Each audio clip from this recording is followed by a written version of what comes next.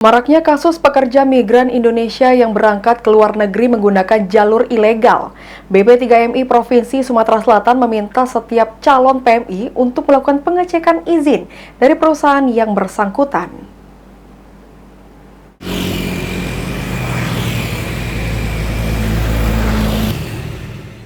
Maraknya kasus pekerja migran Indonesia yang berangkat ke luar negeri menggunakan jalur ilegal cukup menjadi perhatian dari Balai Pelayanan Perlindungan Pekerja Migran Indonesia atau BP3MI Provinsi Sumatera Selatan.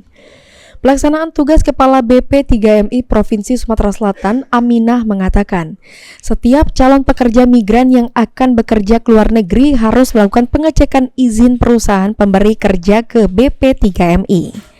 Selain itu, sebelum diberangkatkan bekerja ke luar negeri, setiap calon PMI harus terlebih dahulu mendapatkan pelatihan untuk mendapatkan sertifikat keahlian kerja.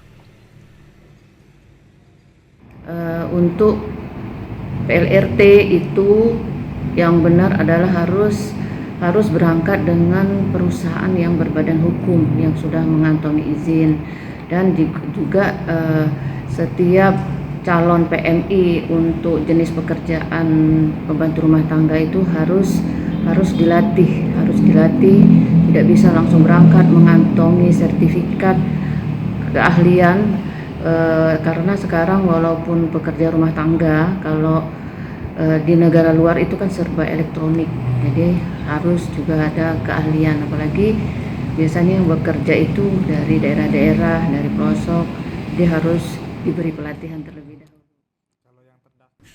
Ditambahkan Aminah, saat ini di Provinsi Sumatera Selatan terdapat 18 perusahaan penempatan pekerja migran Indonesia yang terdaftar secara resmi di BP3MI Provinsi Sumatera Selatan.